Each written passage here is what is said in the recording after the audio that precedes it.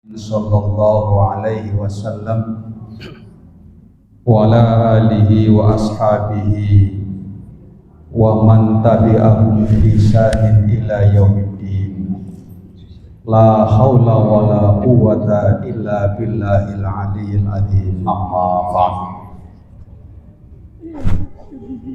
Ibu-ibu jamaah Majelis Ta'lim An-Nujum rahimakumullah yang saya hormati dan saya muliakan. Puji dan syukur alhamdulillah atas nikmat dan karunia yang Allah limpahkan kepada kita, sehingga pada sore hari ini kita kembali hadir dalam majlis ilmu, dalam majlis Asmaul Husna, dalam majlis sholawat, dalam majlis doa, majlis yang insyaallah juga hadir di tengah-tengah kita makhluk Allah yang ada di langit, para malaikat turut menyaksikan kehadiran kita di rumah Allah Subhanahu wa taala. Mudah-mudahan berkah dan manfaat Allah limpahkan kepada kita semuanya. Amin Allahumma amin. Semua ini karena nikmat yang Allah berikan kepada kita. Nikmat iman, nikmat Islam, nikmat sempat, dan juga nikmat sehat. Mudah-mudahan Allah selalu memberikan kesehatan kepada kita. Amin Allahumma amin. Sehat lahir dan batin, sehat jiwa dan raga. Yang sudah sehat mudah-mudahan ditambah sehat dan semakin semangat. Yang masih kurang sehat mudah-mudahan disehatkan. Amin Allahumma amin. Yang masih sakit juga mudah-mudahan segera disembuhkan. Baik yang sakit jasmaniah maupun yang sakit ruhaniah. Sakit jasmaniah, sakit kepala, sakit mata, sakit telinga, sakit tangan, sakit kaki, sakit rambut, semuanya mudah-mudahan disehatkan. Amin Allahumma amin. Yang sakit batiniahnya, sakit penglihatan, sakit pendengaran, sakit perasaan, sampai sakit hati, mudah-mudahan segera disembuhkan. Amin Allahumma amin. Allahumma adhabil ba'sa rabban nas isfi hadal mardo anta syafi la sifa'a illa sifa'u sifa'an la yughadiru saqaman. Allahumma inna nas'aluka sihah wal afiyah lahunna dhahiran wa batinan bi rahmatika ya arhamar rahimin. Amin Allahumma amin. Salawat dan salam semoga senantiasa Allah limpahkan keharibaan Nabi Agung Muhammad sallallahu alaihi wasallam, pembimbing kita, petunjuk kita, dan juga tentunya cinta kita, karena dengan beliau, bersama beliau, kita bersama-sama hadir pada sore hari ini. Semangat kita, semangat untuk meneruskan perjuangan beliau. Semangat kita, semangat untuk mengikuti sunnah-sunnahnya, yang insya Allah kita semuanya berhak mendapatkan syafaatul uthmanya kelak di hari kemudian. Insya Allah amin Allahumma amin. Ibu-ibu semua ingin mendapatkan syafaat dari Nabi. ingin mendapatkan syafaat dari Rasulullah sekarang apa nanti? Besok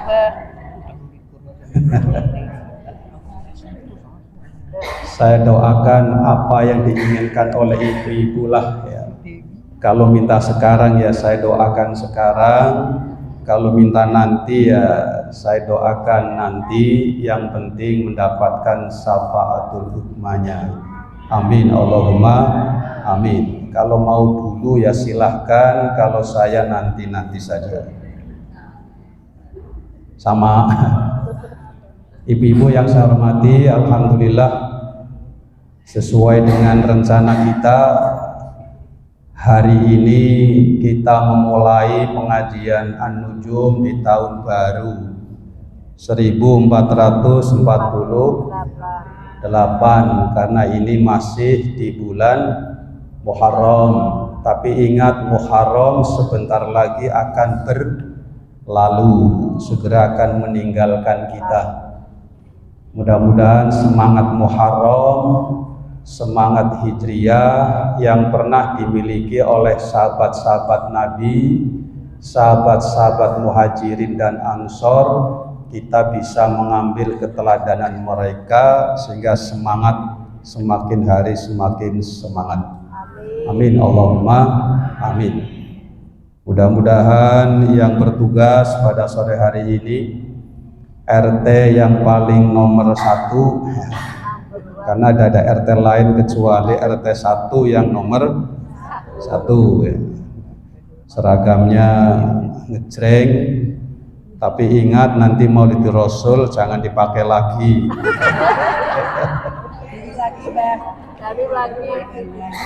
Pakai yang baru ya. Tadi Bu Dewi Jarot sudah mengumumkan ada baiknya ya untuk persiapan menyambut ulang tahun kelahiran Nabi Agung Muhammad Sallallahu Alaihi Wasallam, ditunjukkan dengan menggunakan seragam baru. Kalau kali ini seragamnya biru putih, maka nanti akan datang pada Maulid Rasul bisa dibalik, yang biru bawah, yang putih atas.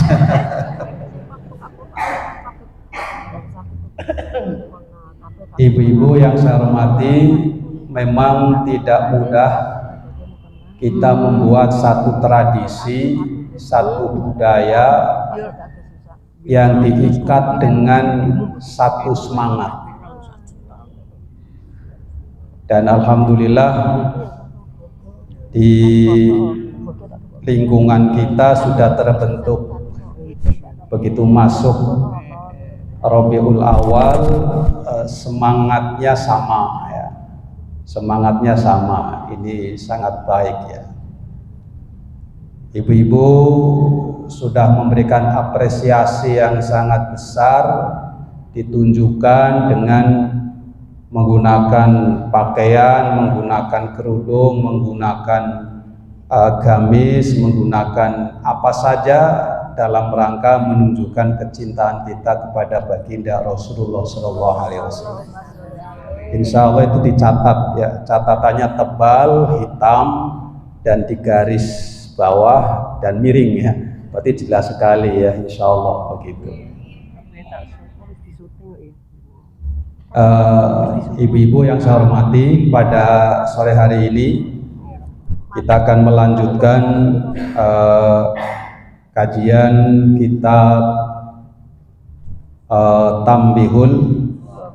Tambihul Ghafilin.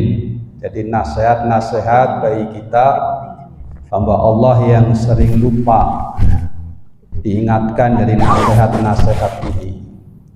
Bab baru, bab yang ke-26 tentang tidak pedulikan dunia. Bab ini sangat penting bagi kita karena ini menyangkut diri kita, berhubungan dengan pandangan kita tentang hidup di dunia. Cara pandang orang beriman, cara pandang pengikut baginda Rasulullah Sallallahu Alaihi Wasallam harus tahu bagaimana cara memandang dunia ini. Jangan sampai memandang dunia tidak baginda Rasulullah Sallallahu Alaihi Wasallam. Jangan sampai dunia ditempatkan di hati kita di tempat yang paling utama. Jangan sampai dunia dijadikan sebagai tujuan utama, karena dunia pasti akan ditinggalkannya.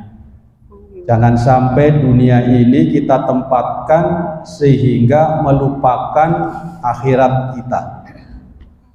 Tema ini menjadi penting supaya kita bisa betul-betul menempatkan dunia ini dengan sebaik-baiknya. Karena dunia darul amal wal akhiratu darul jaza. Dunia ini memang tempat orang beramal, sedangkan akhirat itu tempat orang itu mendapatkan balasan, mendapatkan perhitungan. Maka akhirat harus ditempatkan pada yang utama, yang harus kita raih, yang harus kita capai. Siapa yang ingin meraih, siapa yang ingin mengutamakan akhirat, pasti dunianya ikut. Saya ulangi lagi, barang siapa yang orientasi hidupnya adalah akhirat, masa depan yang lebih jauh, yang lebih utama, pasti dunia itu akan ikut. Dunia itu pasti akan didapatkan. Al-Faqih Abul Lais As-Samarqandi mengambil hadis Nabi Shallallahu Alaihi Wasallam. Ini petunjuk Nabi. Barang siapa tujuannya akhirat, pasti Allah menyatukan seluruhnya. Barang siapa tujuannya akhirat, pasti Allah menyatukan seluruhnya.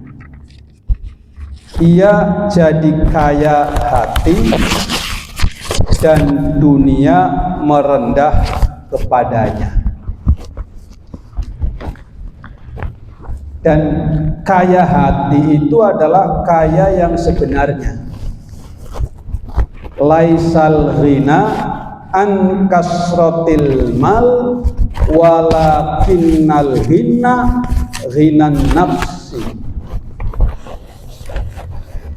Tidaklah orang yang kaya itu karena banyak hartanya, an kasratil mal. Tapi sesungguhnya yang kaya itu adalah orang yang memiliki hati, kaya hati.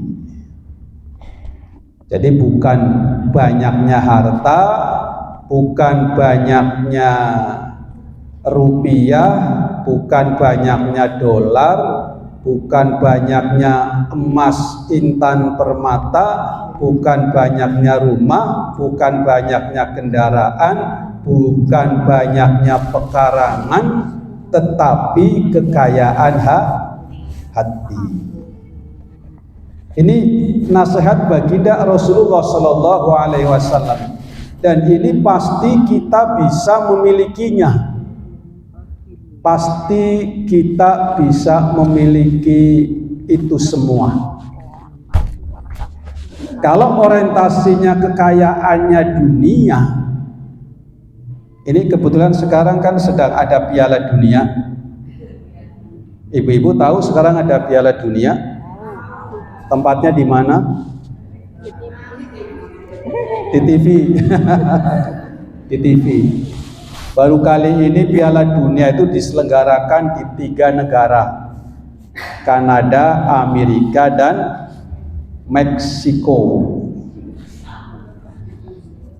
Dan baru pernah pesertanya 48 negara. 48 negara sedang merebut Piala Dunia. Sekarang sudah masuk babak semifinal. Yang masuk semifinal siapa saja ibu-ibu? Perancis, Spanyol, Inggris, dan Argentina. 100 untuk yang bisa ya. Ibu-ibu yang saya hormati, 48 negara yang ikut memperebutkan Piala Dunia, nanti yang mendapatkan hanya satu. Itu karakter dunia itu seperti itu. Maka ketika perebutan Piala Dunia, yang lainnya sudah pada kalah itu, tinggal sekarang ada 4 negara itu. Itu namanya apa? Dunia ya, dunia. Tapi Piala akhirat direbutkan tiap hari, yang merebutkan banyak negara, bahkan semua negara yang ada dipersilakan untuk memperebutkan Piala akhirat, dan semuanya punya kesempatan untuk mendapatkan Piala akhirat. Tidak hanya digelar 4 tahun sekali, tapi bahkan tiap hari, tiap waktu Piala akhirat itu diperebutkan. Di Piala Dunia, ibu-ibu, yang paling hebat itu aslinya Indonesia. Aslinya Indonesia. Kalau Brazil kalah, pulang kampung. Belanda yang diunggulkan juara sudah pulang kampung. Tapi Indonesia dalam Piala Dunia tidak pernah terkalahkan, maka tidak pernah pulang kampung. Itulah hebatnya Indonesia. Maka nasihat baginda Rasulullah SAW, ya, kita memperebutkan Piala akhirat, siapa saja bisa, siapapun diri kita bisa. Inilah keuntungan kita sebagai umat Nabi Muhammad SAW. Ibu-ibu, kira-kira kalau Piala akhirat itu hanya dimiliki oleh orang kaya, kira-kira kita bisa merebutkan enggak ya?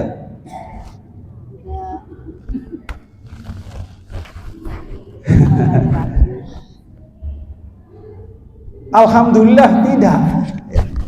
Maka konsepnya laisal ghina an kasratil mal walakinnal hina hinan nafsi.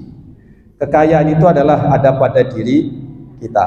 Maka alhamdulillah yang hadir pada sore hari ini orang-orang kaya. Orang-orang yang punya hati. Orang-orang yang hatinya insya Allah bahagia. Karena pada senyum ya, contohnya ya. Buktinya orang bahagia itu adalah senyum, kecuali yang tidak senyum berarti tidak bahagia gitu kan.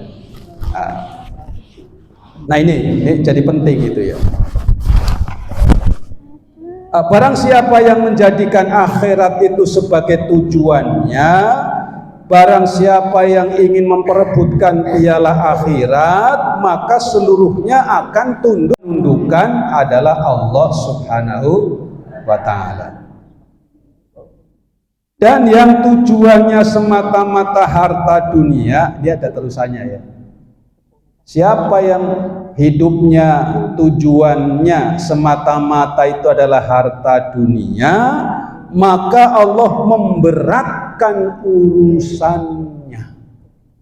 Urusannya jadi berat. Hidupnya selalu dibayang-bayangi kemiskinan. Dan harta dunia tiada diperoleh kecuali yang ada ketentuannya. Ibu-ibu yang saya hormati, tentang harta kekayaan dunia ternyata sudah ditentukan oleh Allah Subhanahu wa ta'ala. Jauh sebelum kita lahir sudah disediakan oleh Allah Subhanahu wa ta'ala itu. Wa ma min dabbatin fil ardi illa 'alallahi rizquha. Tidaklah kehidupan makhluk Allah Subhanahu wa taala di muka bumi ini kecuali sudah disiapkan rizkinya, termasuk hartanya, termasuk kekayaannya, itu sudah disediakannya. Kalau hidupnya semata-mata hanya ingin mengejar harta, maka terbatas. Itu yang sudah ditentukan oleh Allah Subhanahu wa ta'ala. Setelah diperoleh belum tentu jadi miliknya. Ibu-ibu bisa membayangkan enggak kalau punya harta emas 70 kg. 74 malah ya. Ibu-ibu tahu 74 ya? Ibu-ibu kira-kira mau ndak dikasih 1 kilogram? Ndak mau.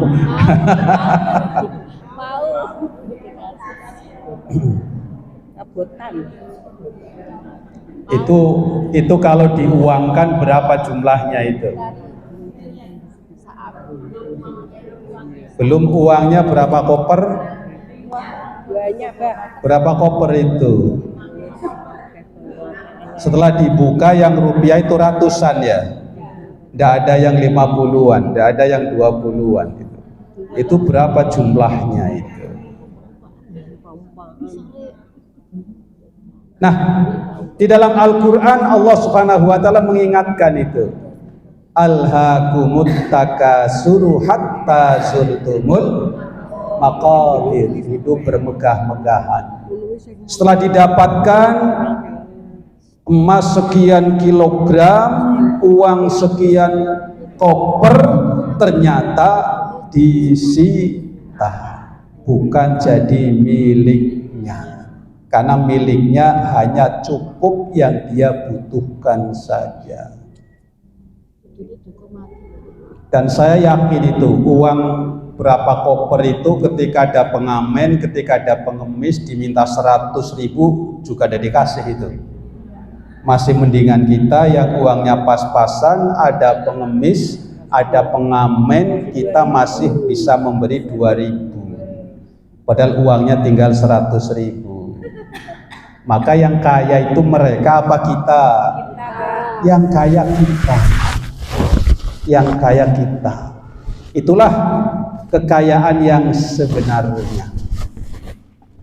Orang yang tujuannya adalah harta dunia selalu dibayang-bayangi kekhawatiran jangan-jangan jadi orang miskin. Jangan-jangan jadi orang miskin. Ya, alhamdulillah kita menjadi orang kaya ya. Orang kaya yang karena orang kaya itu adalah orang yang tidak banyak membutuhkan. Orang miskin itu adalah orang yang banyak membutuhkan. Ibu-ibu yang saya hormati, kemudian sahabat Umar bin Khattab, ini contoh dari baginda Rasulullah Shallallahu Alaihi Wasallam. Idola kita kan Nabi, idola kita kan Rasulullah Shallallahu Alaihi Wasallam.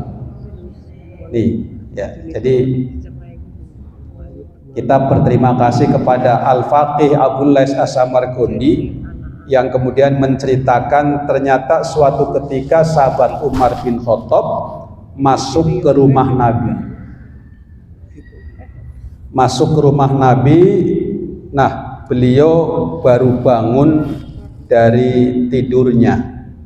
Ternyata alas tidur beliau itu adalah tikar, bukan kasur. dan rumahnya juga tidak ada AC-nya.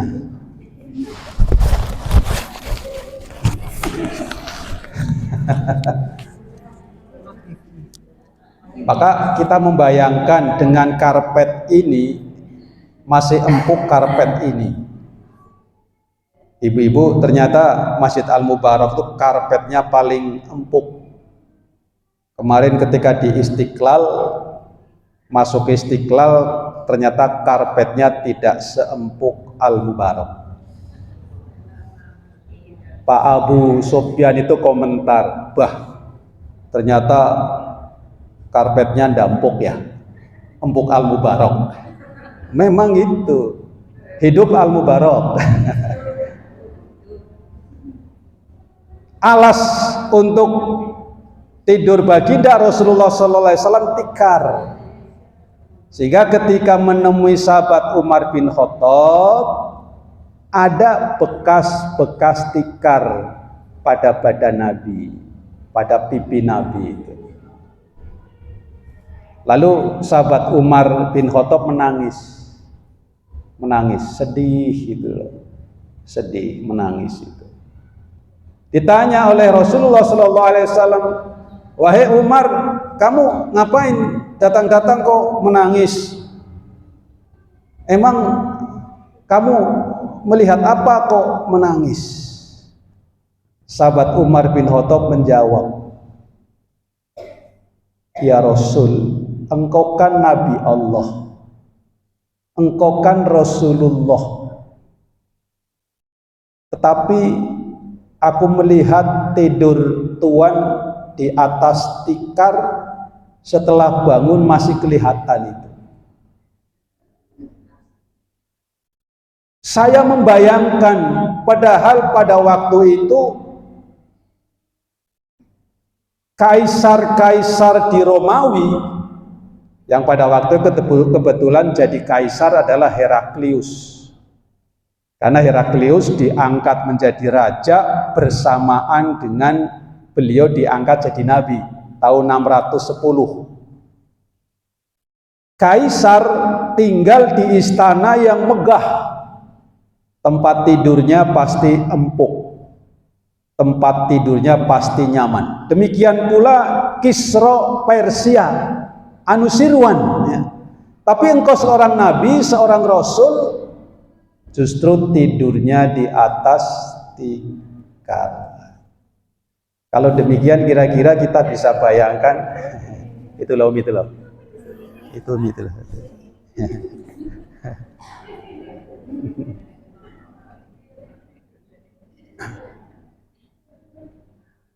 Ibu-ibu, ada yang tidurnya di atas tikar? Saya kira tidak ada ini di sini. Semuanya di atas kasur ya. Kasur pun tidak di bawah ya. Kira-kira hebat mana tidur kita dengan baginda Rasulullah SAW. Ibu-ibu mau menangis silahkan, tapi saya tidak tanggung jawab kalau menangis. Ini kehidupan baginda Rasulullah SAW, maka tidak ada alasan kalau kita tidak bisa meneladani baginda Rasulullah SAW. Teladan kita sedemikian sederhananya. Ibu-ibu yang saya hormati, mendengar penjelasan dari baginda, mendengarkan penjelasan dari sahabat Umar bin Khattab, menangis karena melihat ada bekas tikar pada pipi baginda Rasulullah SAW. Apa yang disampaikan oleh Rasulullah SAW? Beliau bersabda, mereka diberi kesenangan kontan sekarang ini. Kesenangan mereka, para kaisar-kaisar Romawi, kesenangannya ya sekarang di dunia. Para Kisra di Persia ya sekarang ini sudah diberikan oleh Allah Subhanahu wa Ta'ala, dan itu hanya seperti itu. Tapi insya Allah aku akan diberi kebahagiaan yang lebih tinggi, yang lebih besar nanti di akhirat. Di akhirat. Ibu-ibu yang saya hormati, ini Nabi kita, ya, Nabi kita. Apakah baginda itu miskin? Apakah baginda tidak membutuhkan? Suatu ketika kan Nabi pernah ditawari oleh jadikan negeri Arab ini saya jadikan emas. Masih ingat ya? Masih ingat gak pengajian yang lalu-lalu itu? Masih ingat? Ingat apa? Oh, tulisannya ada itu. Inilah pentingnya ngaji pakai kitab. Ya, tulisannya ada. Ya. Tulisannya ada. Saya ulangi lagi ini. Baginda pernah ditawari oleh Allah Subhanahu wa taala, Jazirah Makkah telah ditawarkan berubah menjadi emas bagiku. Sudah ditawarkan itu. Kita bayangkan gunung-gunung, ya, bukit-bukit jadi emas. Kalau sekiranya Nabi mengatakan, iya, siap ya Allah Subhanahu wa taala, maka kita tidak bisa lagi meneladani beliau karena beliau adalah orang kaya, memiliki emas, jalannya emas, gunungnya emas. Kita paling hanya bisa memiliki Mas Joko, Mas Karso, Mas Bambang. Baginda Rasulullah SAW menjawab, ya Tuhan,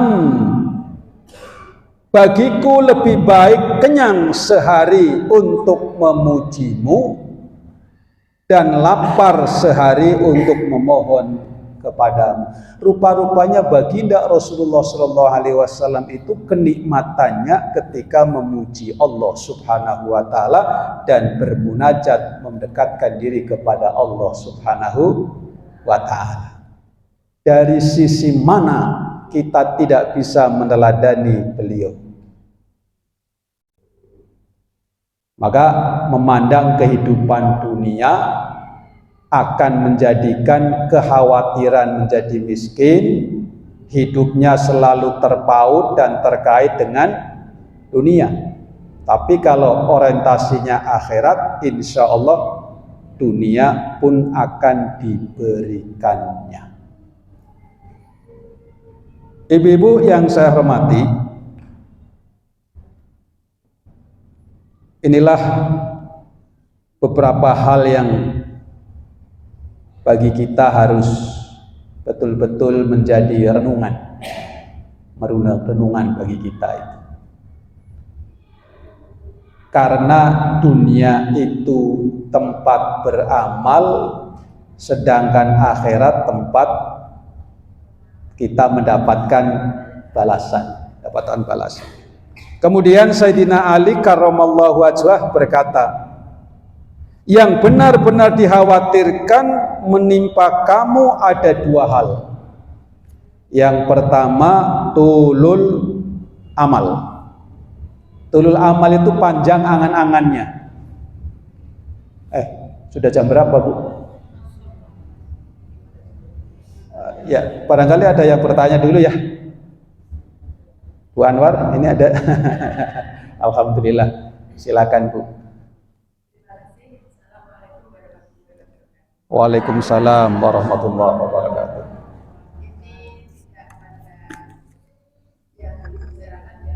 Bismillah. Ye. Saya mau bertanya,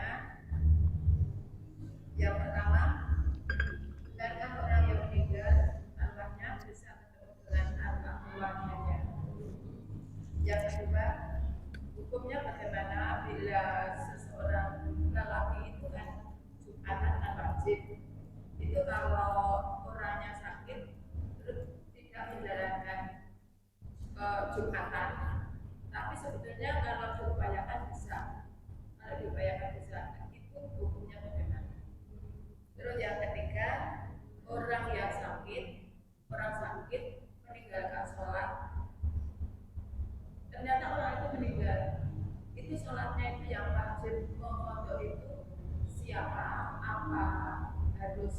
keluarganya, kalau di lain keluarganya itu boleh nggak mengodokkan?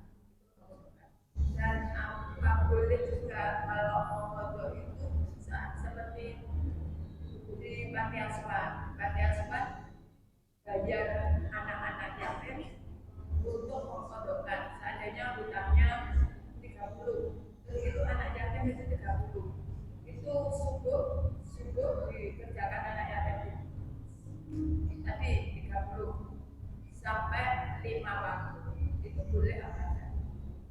Terima kasih. Wassalamualaikum warahmatullahi wabarakatuh. Waalaikumsalam warahmatullahi wabarakatuh. Terima kasih. Pertanyaannya ternyata ada 3 ya. Ini berarti saya terlalu banyak waktunya ya. Yang pertama, arwah orang yang sudah meninggal apakah bisa kumpul, bisa ketemu di alam barzah? Jadi kalau orang sudah meninggalkan dunia, sudah wafat, berarti masuk ke alam barzah ya. Alam barzah, alam kubur, alam nadamah ya. Alam barzah namanya penantian, alam kubur karena setelah mati dikubur, alam nadamah karena tempat orang menyesal. Apakah bisa ketemu di sana? Kalau di dunia keimanannya sama, agamanya sama, syariatnya sama, nanti di sana juga akan ketemu di tempat yang sama. Karena setelah dunia ini hanya ada 2 tempat atau hanya ada 2 jalan, surga dan neraka, atau jalan menuju surga dan jalan menuju neraka. Kalau di dunia amalannya sama, sama-sama iman, sama-sama amal, sama-sama sholat, berarti sama-sama tempatnya di jalan menuju surga. Tapi kalau tidak punya keimanan, keimanannya berbeda, amalannya beda, syariatnya beda, mana mungkin berjumpa, karena satu ke jalan surga, yang satu ke jalan neraka. Kemudian juga tampilan pada masa di alam kubur, tampilannya seperti tampilan amalnya. Amalannya baik, amalannya bagus, lengkap, tidak kurang suatu apapun. Begitu masuk alam kubur, tampilannya cantik, tampilannya gagah, tampilannya perkasa, baunya wangi, menyenangkan karena amalnya. Tapi kalau amalnya tidak baik, tidak punya iman, begitu bangkit tidak jelas bentuknya, juga baunya tidak sedap, baunya tidak harum, jalannya jelas. Itulah sebabnya kita doa untuk para ahli kubur, Allahumma ij'al qabrahu rodotam miryadil jinan wala taj'al qabrahu hufrotam min hufarin niron, supaya ketika bangkit di alam kubur tahu-tahu dia berada di taman surga, bukan di lubang-lubang neraka. Lubang-lubang neraka berarti jalan ke neraka. Di taman surga berarti perjalanan kiri kanan depan belakang semuanya adalah taman surga. Maka kita doakan itu seperti itu. Pertanyaan yang kedua, kalau orang itu masih punya kemampuan melaksanakan sholat, ya harus sholatnya dilakukan dengan caranya, dan sholat tidak bisa ditinggalkan. Ibadah dalam Islam hanya sholat saja yang tidak bisa ditinggalkan. Haji bisa ditinggalkan kalau alasannya sakit, alasannya fisik, tapi dia punya harta, maka hajinya menggunakan haji badal, dibadalkan. Ngongkon karo wong sing wis haji, ketika haji diatasnamakan untuk dirinya. Semua biaya ditanggung oleh yang sakit. Tapi sholat tidak. Laksanakan sholat semasa masih hidup. Tidak bisa berdiri dengan duduk. Tidak bisa duduk dengan berbaring. Sampai tidak bisa berbaring dia dengan isyarat sholatnya. Yang ditanyakan adalah sholat Jumat. Sholat Jumat itu harus ke masjid. Kalau alasannya alasan ke masjidnya tidak memungkinkan, berarti dia tetap sholatnya sholat duhur. Sholatnya sholat duhur.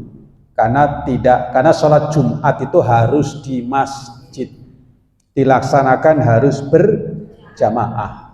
Maka harus dilaksanakan di rumah. Sholatnya namanya sholat duhur. Jadi tidak mengapa ya, tidak sholat Jumat tidak apa-apa, tapi tetap sholatnya duhur. Walaupun hari Jumat. Kemudian bagaimana kalau kemudian sholat ada yang ditinggalkan? Ternyata ada yang ditinggalkan. Mungkin karena sakitnya sakit gejala jiwa. Kadang-kadang ingat, kadang-kadang lupa ingatnya tidak jelas.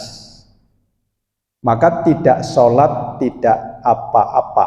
Berarti sudah tidak punya kemampuan untuk melaksanakan sholat. Bagaimana lalu selama dia sakit, kemudian diqodho, cara mengqodhonya, caranya ngongkon orang lain ketika sholat. Boleh-boleh saja, tapi tidak harus demikian. Untuk mengganti bisa dengan menggunakan fidyah. Maka biasanya lalu ahli waris kumpul untuk menentukan bapak, ibu, kakek, nenek kira-kira sakit berapa lama, kemudian dihitung kira-kira fidyahnya berapa. Itu sebetulnya upaya saking hati-hatinya ahli waris. Walaupun aslinya kalau dia tidak sehat pikirannya ya tidak wajib. Seandainya tidak juga tidak apa-apa. Tapi ahli waris kan ingin supaya adab Allah Subhanahu wa taala amalnya tidak kurang. Hartanya dia pakai untuk kepentingan itu, ketika dia bersedekah, ketika dia beramal diatasnamakan almarhum dan almarhumah. Itu boleh ya, itu boleh. Tapi itu suatu keutamaan, tidak suatu kewajiban. Demikian ibu-ibu yang saya hormati, cukup ya jawabannya ya. Mantap ya. Maghribnya masih lama. 10 menit lagi. Mudah-mudahan ada manfaatnya ibu-ibu. Mohon maaf kalau ada salah dan kurangnya. Sekian saya kembalikan kepada RT 01. Assalamualaikum warahmatullahi wabarakatuh.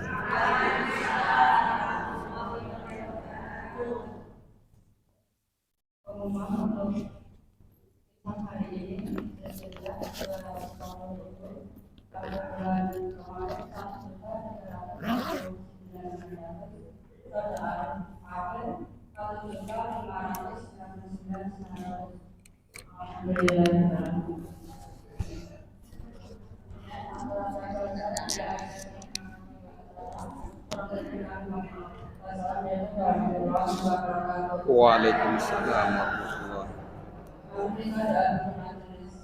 Bismillahirrahmanirrahim. Subhanallahumma bihamdika asyhadu an la ilaha illa anta astaghfiruka wa atubu ilaik. Assalamualaikum.